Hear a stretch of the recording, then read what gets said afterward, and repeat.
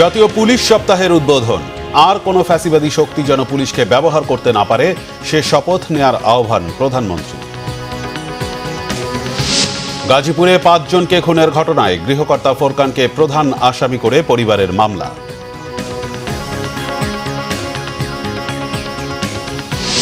নানা নাটকীয়তার পর অবশেষে তামিলনাড়ুর মুখ্যমন্ত্রী হিসেবে শপথ নিচ্ছেন তারকা রাজনীতিবিদ থালাপতি বিজয়।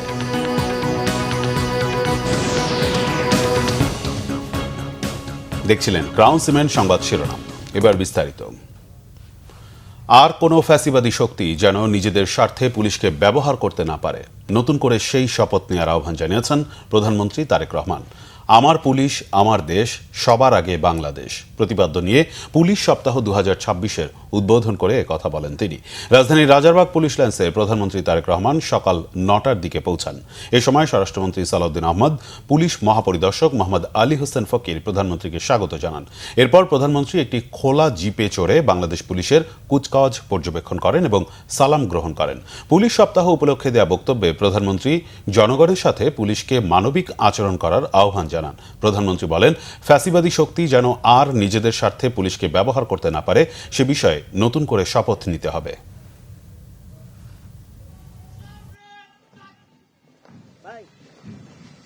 বছরের পর বছর ধরে অসংখ্য হামলা মামলার শিকার, নিপীড়িত নির্যাতিত অধিকারহারা মানুষ বর্তমান গণতান্ত্রিক সরকারের সময় শান্তি এবং নিরাপত্তা চায় জনগণ।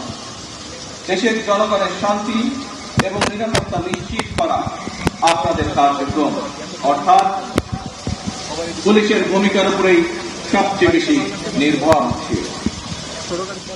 আপনারা জনগণের জানমালের নিরাপত্তা নিশ্চিত করতে সাধ্য এবং সামর্থ্যের সবটুকু দিয়ে চেষ্টা করবেন, এটি আপনাদের কাছে বর্তমান সরকারের প্রত্যাশা।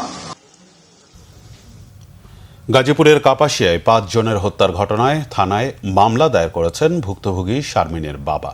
শনিবার রাতে সাদাত মোল্লা কাপাসিয়া থানায় হত্যা মামলাটি দায়ের করেন। মামলায় শারমিনের স্বামী ফোরকান সহ অজ্ঞাত কয়েকজনকে আসামি করা হয়েছে। গাজীপুরের অতিরিক্ত পুলিশ সুপার মোহাম্মদ আসাদুজ্জামান বিষয়টি নিশ্চিত করে জানান, আসামিদের ধরতে পুলিশের একাধিক টিম কাজ করে যাচ্ছে। এর আগে শনিবার ভাড়া বাসায় 3 সন্তান ভাই সহ খুনের শিকার হন শারমিন। ময়নাতদন্ত শেষে রাতেই তাদের মরদেহ নিয়ে যাওয়া হয় গোপালগঞ্জে। জুলাই গণ অভ্যুত্থানে রাজধানীর মোহাম্মদপুরে 9 জনকে হত্যার ঘটনায় করা মানবতা বিরোধী অপরাধের মামলায় ঢাকা দক্ষিণ সিটি কর্পোরেশনের সাবেক মেয়র শেখ ফজলে নূর তাপস সহ 28 আসামির বিরুদ্ধে অভিযোগ গঠন হবে কিনা আজ আদেশ দেবেন ট্রাইব্যুনাল। আজ আন্তর্জাতিক অপরাধ ট্রাইব্যুনাল 1-এর চেয়ারম্যান বিচারপতি মোহাম্মদ গোলাম মুর্তজা মজুমদারের নেতৃত্বাধীন 3 সদস্যের বিচারিক প্যানেলে এ আদেশ দেওয়ার কথা রয়েছে।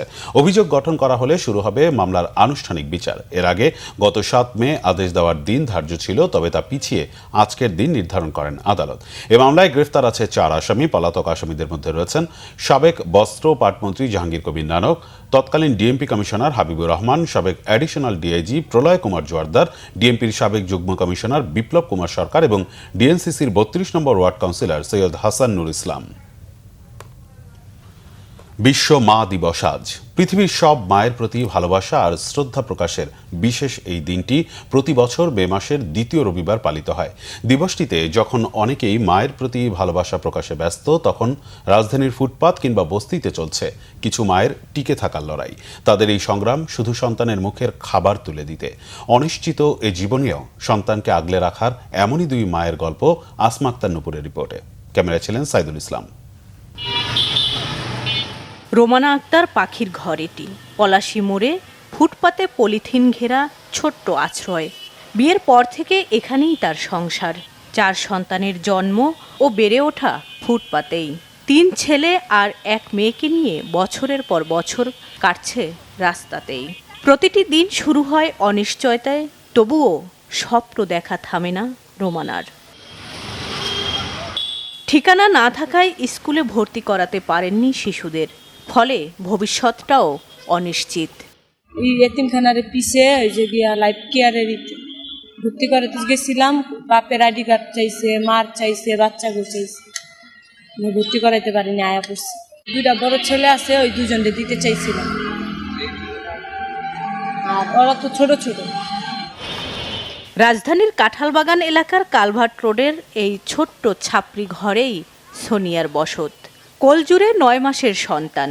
অভাব, অনটন আর অনিশ্চয়তার মধ্যেও সন্তানের মুখের হাসিই তার একমাত্র শক্তি। আমি যেহেতু ছোট বাচ্চা থেকে কাজ করতে পারবো না, যে স্বামী স্ত্রী দুজনে মিলে চাকরি করবো, যে একটা আবার শাশুড়ি অসুস্থ, তা তো দেখতে আছেন। বাচ্চাকে বড় করে মানুষের মতো মানুষ করে পড়াশোনা করাতে চাই। ঝড় বৃষ্টি, ভয় কিংবা নিরাপত্তাহীনতা সব কিছুর সঙ্গেই প্রতিদিন লড়াই করতে হয় তাদের। তবুও সন্তানদের যেন কষ্ট না হয় সেই চেষ্টা প্রতিনিয়ত। মা দিবসে তাদের জন্য কোনো আয়োজন না থাকলেও প্রতিদিনের সংগ্রামে তারা প্রমাণ করেন মায়ের ভালোবাসা কখনো পথ হারায় না। ভোর হয়ে সন্ধ্যা, রাত কাটে খোলা আকাশের নিচেই। অনিশ্চিত জীবনে সন্তানকে বাঁচাতে লড়াই করে যাচ্ছেন হাজারো মা। তাদের এই লড়াই সংগ্রামী যেন মা দিবসে বড় বাস্তবতা। আসমা আক্তার, নূপুর, বাংলা ভিশন, ঢাকা। আন্তর্জাতিক সব জল্পনা কল্পনার অবসান ঘটিয়ে অবশেষে ভারতের তামিলনাড়ু রাজ্যের মুখ্যমন্ত্রী হিসেবে শপথ নিতে যাচ্ছেন তারকা রাজনীতিবিদ থালাপতি বিজয়। স্থানীয় সময় সকাল 10টায় চেন্নাইয়ের নেহেরু স্টেডিয়ামে শপথ নেবেন বিজয়। বিধানসভা নির্বাচনে প্রথমবার অংশ নিয়ে এই বিশাল জয় পাওয়া থালাপতি বিজয়ের দল তামিলগা ভেট্রি কাজাগাম টিভিকে সরকার গঠন করতে যাচ্ছে। গত সোমবার তামিলনাড়ু বিধানসভা নির্বাচনের ফল ঘোষণা করা হয়। এতে সবচেয়ে বেশি 108টি আসন পায় তামিল চলচ্চিত্রের নায়ক থেকে রাজনীতিতে এসে চমক দেখানো থালাপতি বিজয়ের দল টিভি। এর মধ্যে থালাপতি একাই জিতেছেন 2টি আসনে, কিন্তু 234 আসনের বিধানসভার সরকার গঠনের জন্য প্রয়োজন ছিল 118টি আসন। শুক্রবার পর্যন্ত টিভিকের সমর্থন 116 আসনে আটকে ছিল। পরে শনিবার তামিলনাড়ুর আঞ্চলিক দল ভিসিকে বিজয়ের দলকে সমর্থন দিলে সরকার গঠনের জন্য প্রয়োজনীয় ম্যাজিক ফিগার 118 পূর্ণ হয়। এর আগে রাজভবনে একাধিকবার গেলেও রাজ্যপাল আর.ভি. আর্লেকার পর্যাপ্ত সমর্থনের চিঠি ছাড়া বিজয়কে সরকার গঠনের আমন্ত্রণ জানাতে অস্বীকৃতি জানিয়েছিলেন। এই ছিল এখনকার মতো। পরের সংবাদ সকাল 11টায়। এছাড়া বাংলা ভিশন সংবাদ ও সংবাদ সংশ্লিষ্ট অনুষ্ঠান দেখতে ভিজিট করুন www.bbnews24.com ও facebook.com/banglavisionnews এবং সাবস্ক্রাইব করুন youtube.com/banglavisionnews। ধন্যবাদ।